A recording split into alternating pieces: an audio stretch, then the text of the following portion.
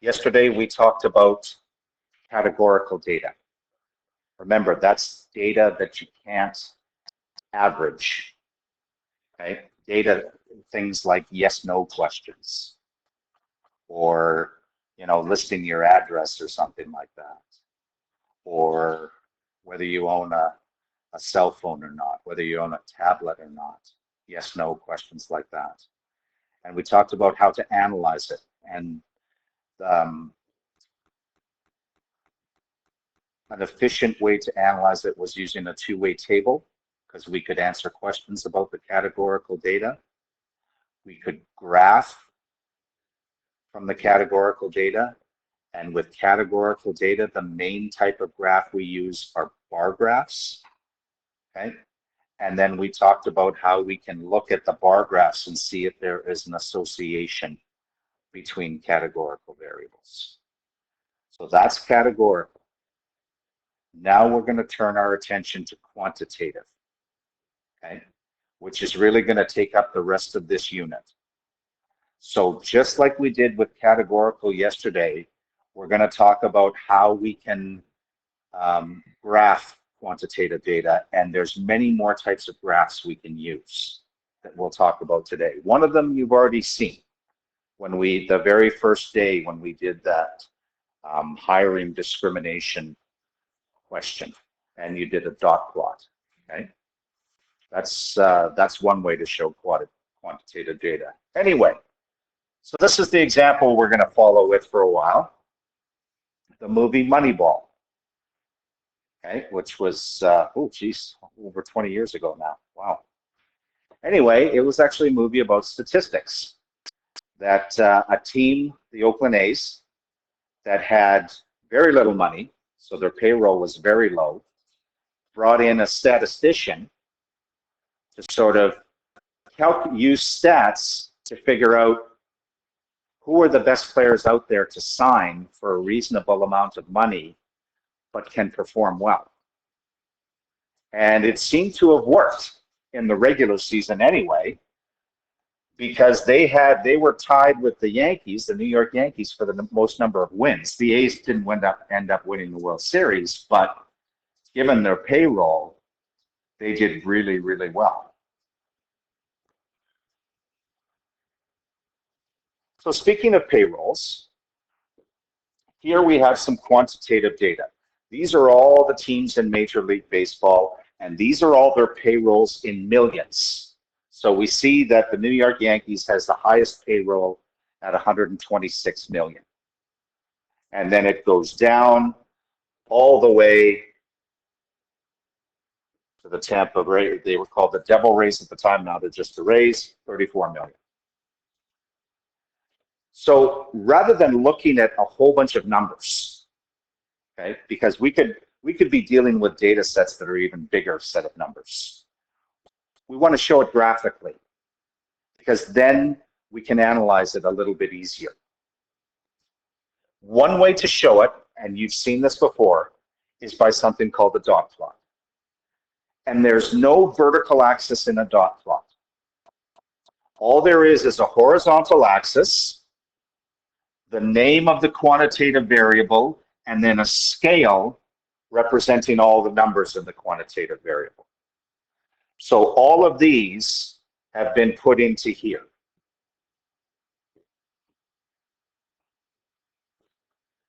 So where are the New York Yankees? Well, the Yankees are right here, because they have the highest payroll.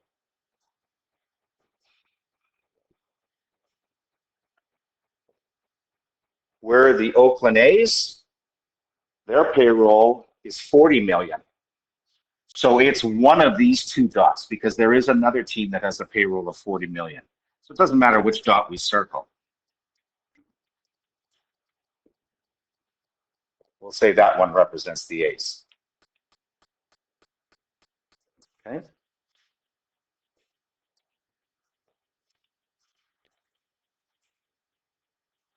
What team would you expect would have more wins?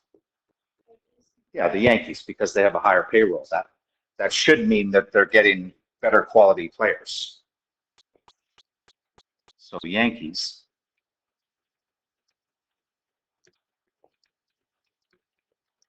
higher payroll,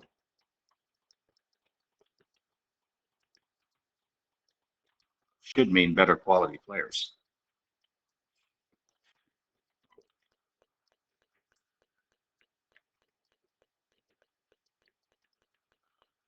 And therefore a stronger team.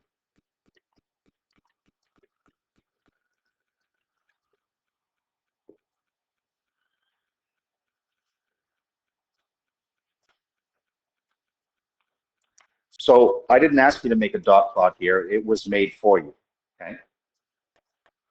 But you should be familiar with what a dot plot looks like, what is involved in making one. You need a horizontal axis, okay? You need a title, you need a label for the horizontal axis. You need a proper scale, and then you put all the numbers in as a series of dots. And what are some advantages and disadvantages of using a dot plot? Okay, well, advantage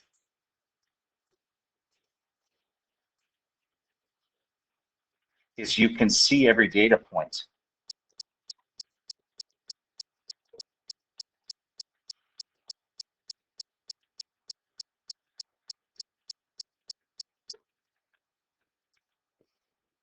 Whereas with some other types of graphs that show quantitative data, you may not be able to see every data point, but those have its advantages as well.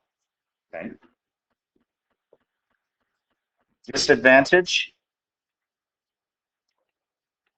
the big disadvantage of a dot plot and the next plot we're going to look at as well is that it's overwhelming for large data sets. If you've got a whole bunch of numbers,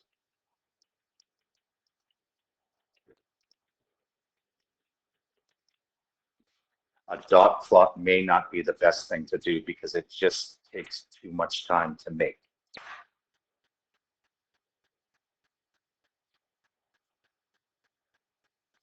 Another type of graph that you may have seen before, you may have actually seen it in middle school, that's similar to a dot plot, same kind of advantages and disadvantages, is something called a stem plot. Or it's sometimes called a stem and leaf plot. Okay, here's how we do it. So we're going to take all that payroll data. Remember, we're not using the complete number, like what was the Yankees, 136, 126. We only use the 126, not 126 million. Okay, so we don't use the 6 extra zeros because we save a little bit of time on that. So what we need to do is the data has to be in ascending order, meaning smallest to largest. Okay. So data ordered smallest to largest.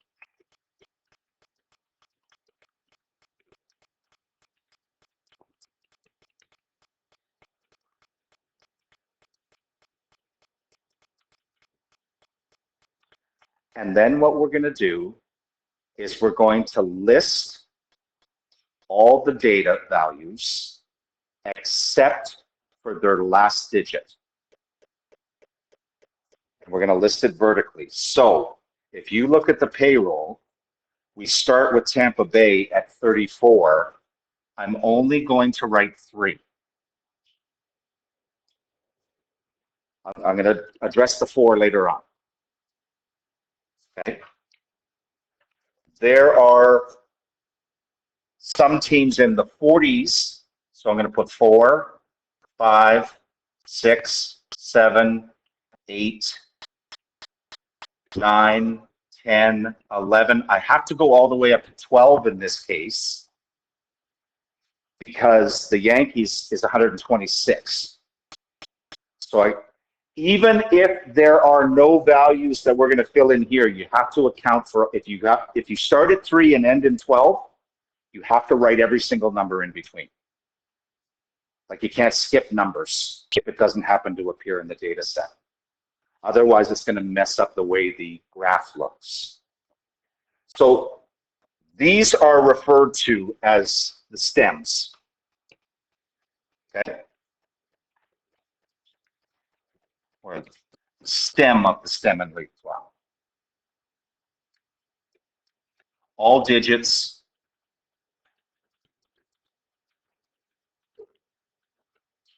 except final one.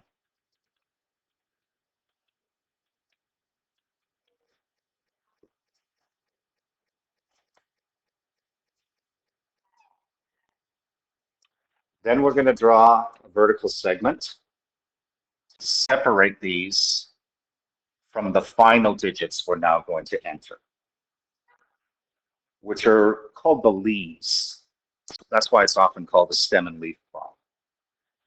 So if I go back to my data in the 30s, well, Tampa was the lowest at 34, and then Montreal had 39. Those were the ones in the 30s. So I need to list all those last digits from smallest to largest. I just wrote two data values, Tampa at 34 and Montreal at 39. Okay. Now I go to the 40s. Well, there's quite a few teams in the 40s. And I start with the lowest. There's two teams at 40 million, so I need to write two zeros.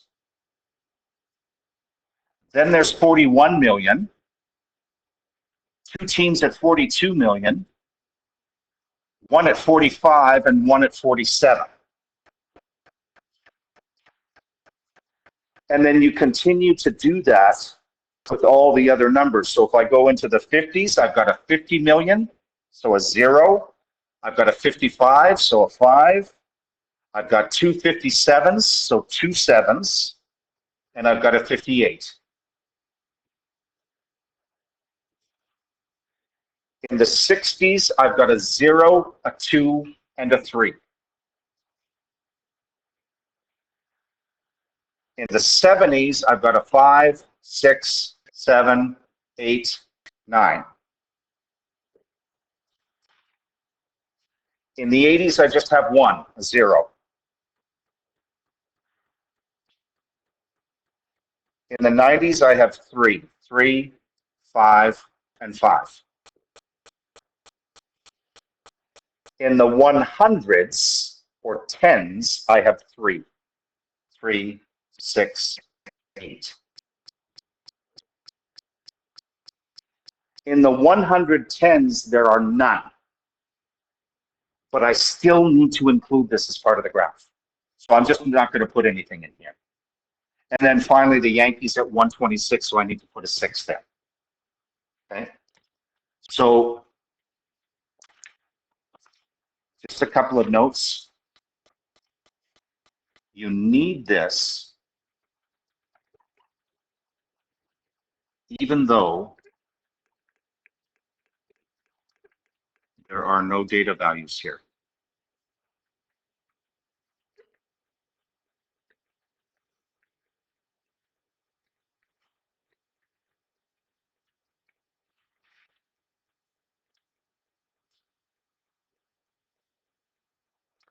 And these things here are just referred to as the leaves.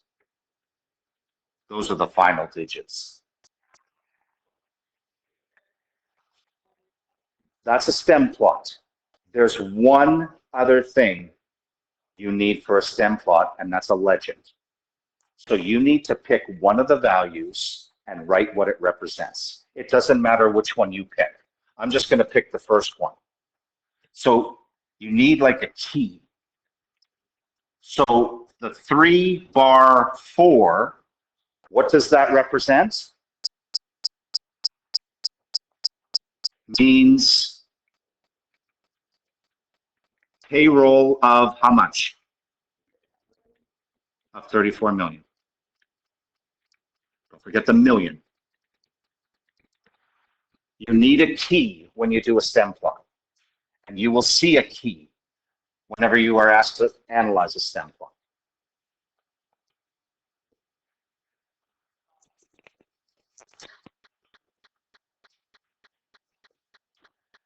The advantages and disadvantages are basically the same as a dot plot. You can see every data value, although it looks, you're kind of looking at it sideways, okay? But if there's really large data sets, like a huge set of numbers, this is very inefficient. So what are some advantages and disadvantages? I'm just going to put same as with dot plots.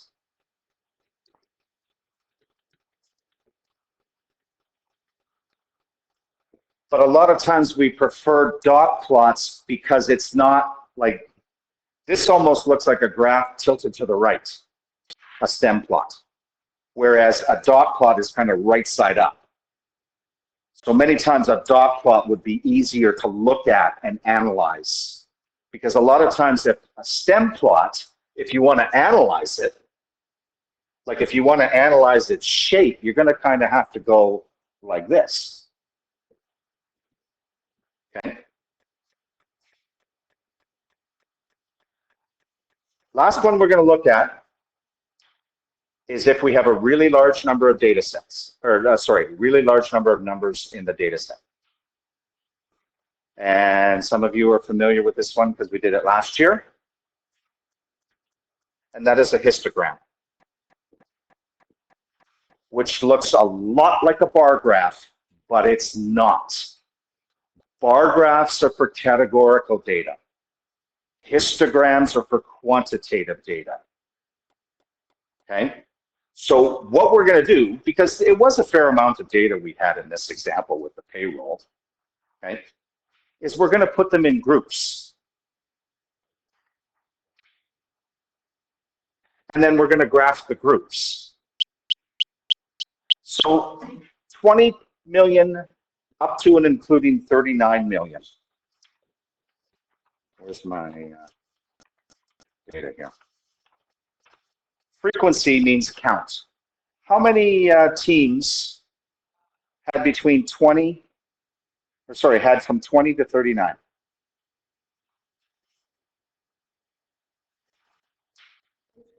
Two. Okay. How about 40 to 59? Looks like we got quite a few.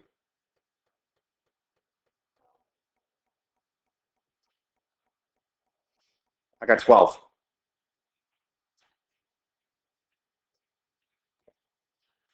'60 to '79, 1, 2, 3 in the '60s, 4, 5, 6, 7, 8.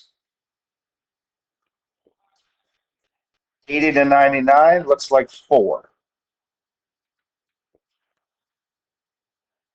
110 to 119, sorry, 100 to 119, 3, and then there's 1. I just got to make sure that adds up to 30 teams.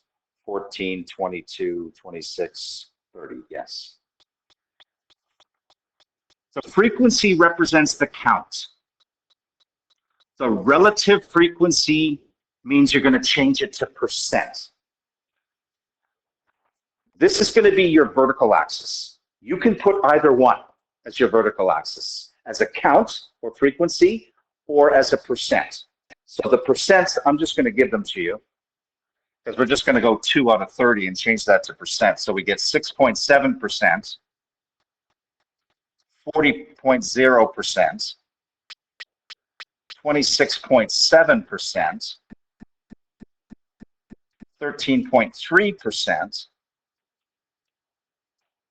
10.0%, and 3.3%.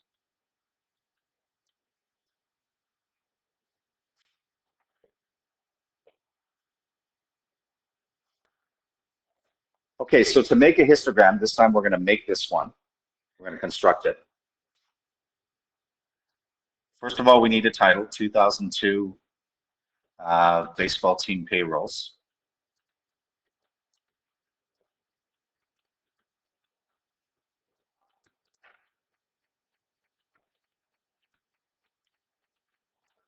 Then we're going to have a vertical axis and a horizontal axis.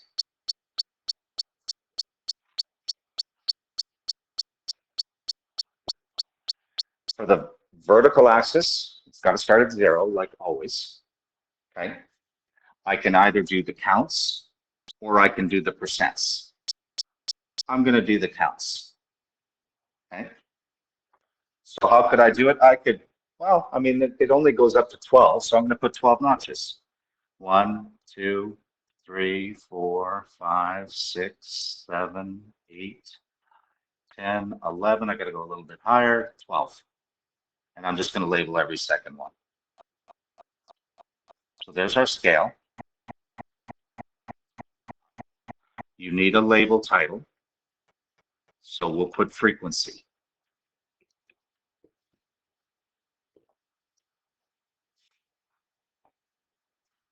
So that takes care of that.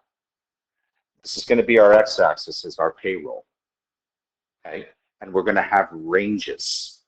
So we're going to have 20 to 39 and 40 to 59. We don't have to start at 0 on the x-axis. I'm just going to go in a little bit and start at 20 because that's where it starts. What's the next notch? Well, it's the end of the first range of data. So it's going to be, basically, I'll just go like this: 20, 40, 60, 80, 100, 120, and then I'll go up to 140 because there is one there. And this is the payroll.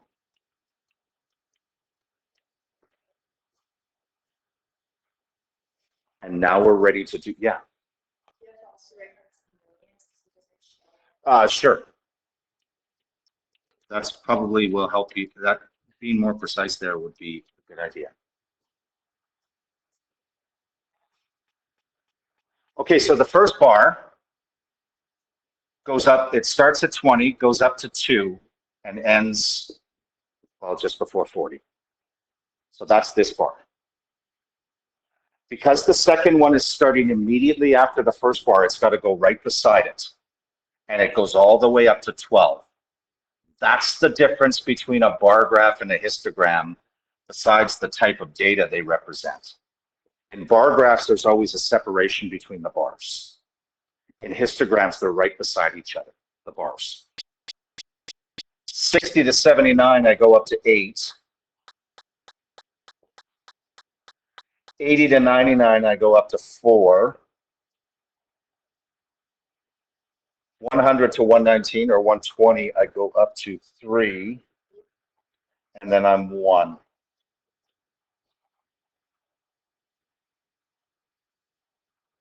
So remember, title,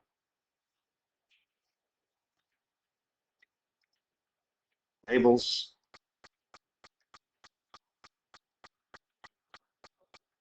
y-axis starts at 0.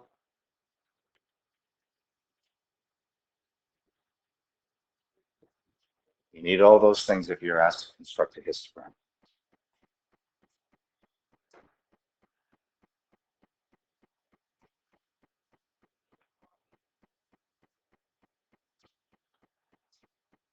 And the next question, what would you change if your graph, or what would you change to your graph if you made a relative frequency histogram? You would just change the vertical axis from frequency to percent. So here, we would just change the vertical or y-axis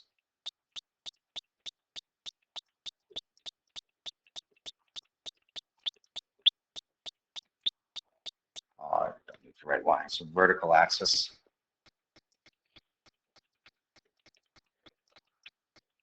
From frequency to percent.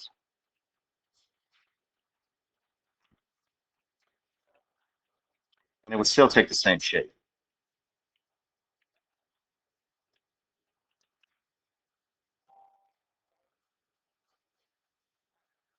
The advantages and disadvantages of histograms is kind of the flip of the other two.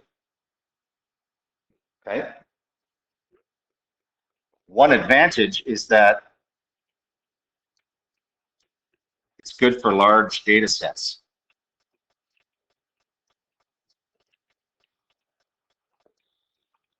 because you're not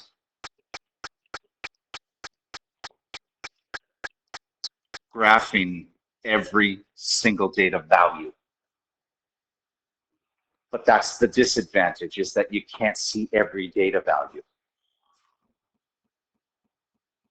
So for example, one of them is 58 million. Well, the best I know here is the 58 million is somewhere in here.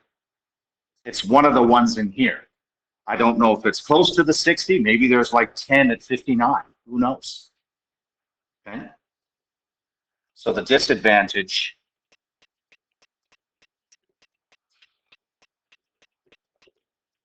is that you can't identify each data value.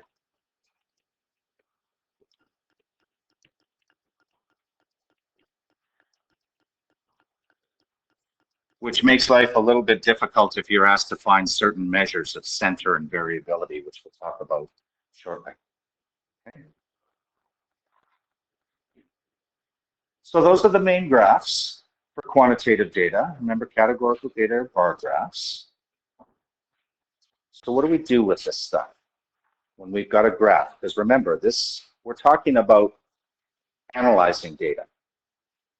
And we can either show it as a whole set of numbers, if it's a quantitative data set, or we can put it in graphical form. Well, this goes back to the activity we did the very first day when we analyzed quantitative data. Oh my God. Can't believe I missed this one. Not ER, RE.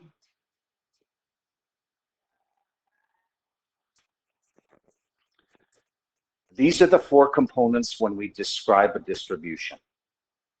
Okay? And often we may just be given a graph and asked to describe the distribution. We may be given a graph and some other numerical information, like the mean, the median, the standard deviation, the interquartile range, which we'll talk about later. Okay. Well, here's how we describe the shape, and we talked about it. I said that there were essentially three types of shapes when you're looking at a graph.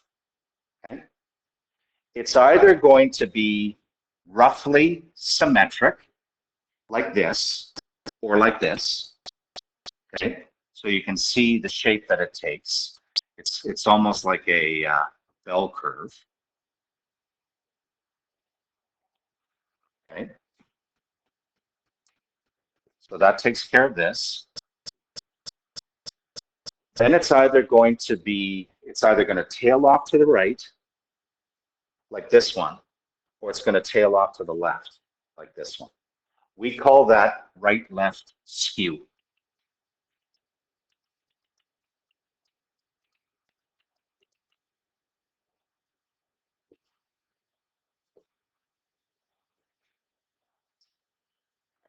So if you're asked to describe the shape, it should be one of three: roughly symmetric, right skew, it could be heavy or light, left skew.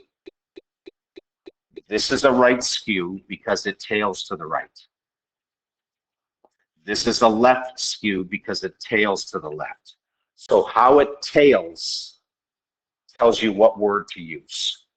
So it kind of looks like that. And this kind of looks like this. You definitely need that when you describe the shape. Something else we can use to describe the shape, although it's not necessary every time, is modal means the number of peaks it has. Well, these four, all peak at one section. Here, here, here, and here. So if it's one, we call it unimodal. This one peaks at two sections. So we would call it bimodal. You can include that in your description of shape, but you don't have to. You definitely need to put one of these in for the shape.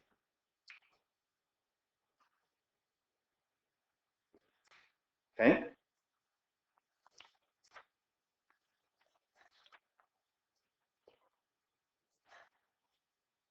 The second component of describing a distribution is the general center of the data.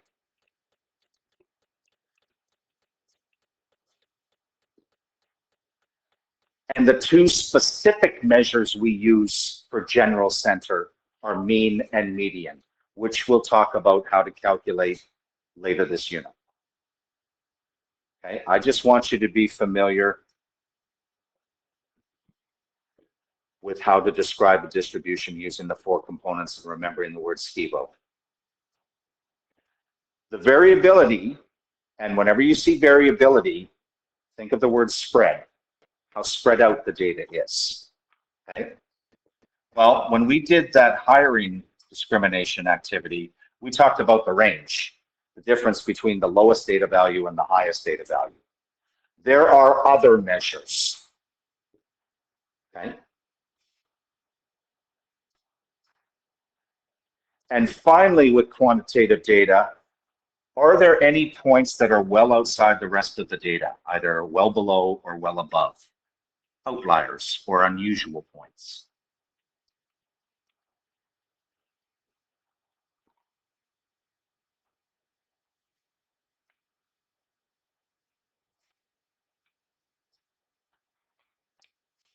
So let's take the histogram and describe that distribution from the previous page. Whenever you see the phrase describe the distribution, you need the four components. SCIVO. So you should have at least 4 sentences. Yeah. What's that? Okay, so yes. First thing was because then it would be SCIVO. No, it doesn't. I tend to, I beg to differ. Fine, say SCIVO. You're welcome. If anybody else would like to protest and do that as well, then I'm okay with it. But I'm going to stick to SCIVO. Anyway, yes, so the shape. The shape is skewed right, or skewed to the right.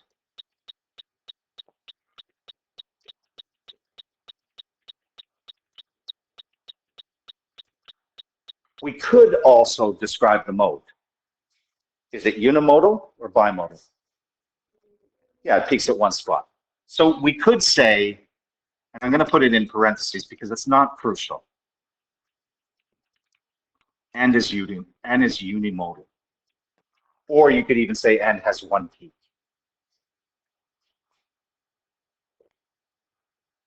Okay, the center.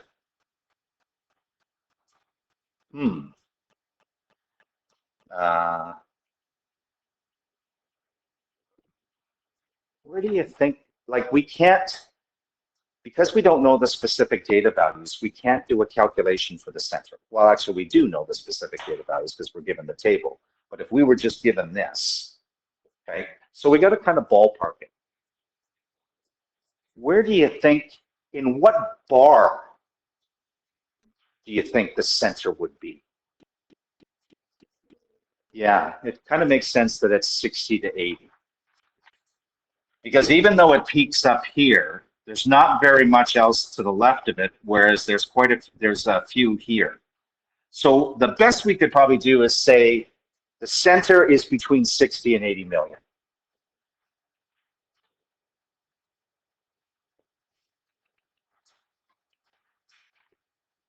The center is between 60 and 80 million.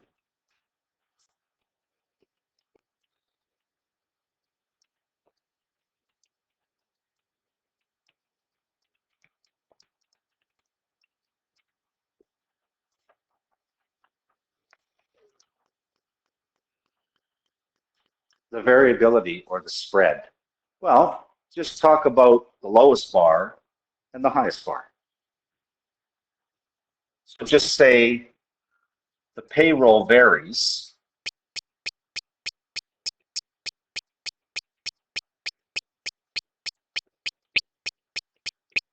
from 20 to 39 million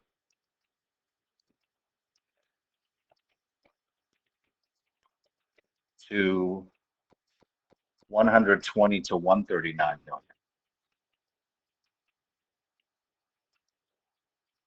Again, we can't calculate specific measures because it's a histogram. If it was a dot plot or a stem plot, we would actually be able to calculate specific measures. And finally, outliers. What you're really looking for is anything that's sort of separated from the rest of the bars.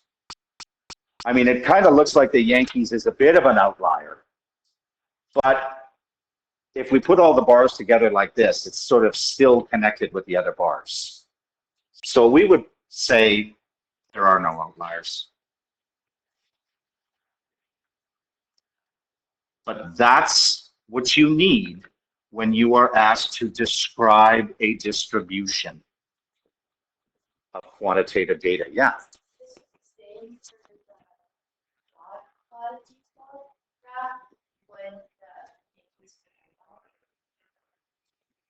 Okay, so, well, let's go back to the dot plot, because that's an interesting one, because I want to ask you a couple of questions about it. What would the shape be? I know, but I'm going back to the dot plot. Stem plot. Never mind, sorry. I'm going back to the stem plot. What would the shape be? This is where you got to tilt.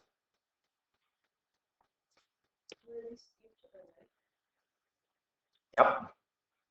Because if you look at it like that, it's going to be skewed to the right. Okay. For an outlier, yes, there's a little separation here, but not really that much. So sometimes statistics is a little vague. In this case, if you said there are no outliers, I'm good with that. If you said the Yankees payroll may be an outlier, I'm good with that too. Okay? Because you can kind of argue for both sides. One thing that, and finally, one thing that we're going to do later on in this unit. Oh, sorry, I don't want to jump ahead of myself here. Okay, so here we're back. We've got another dot plot. This is not the payroll. This is how many wins they had. And the Yankees and the A's were both here. Big difference from their payroll dot plot, where the Yankees were far right and the A's were pretty far left. So there, you remember the Yankees payroll was almost 126 million. They had 103 wins. That means every win they spent over $1.2 million on every win. How much did the A's spend on every win? $388,000 and $390. They definitely got, their money went further. Okay.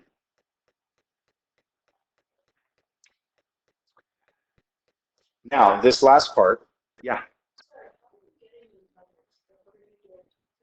Just divide this. Yes, sorry.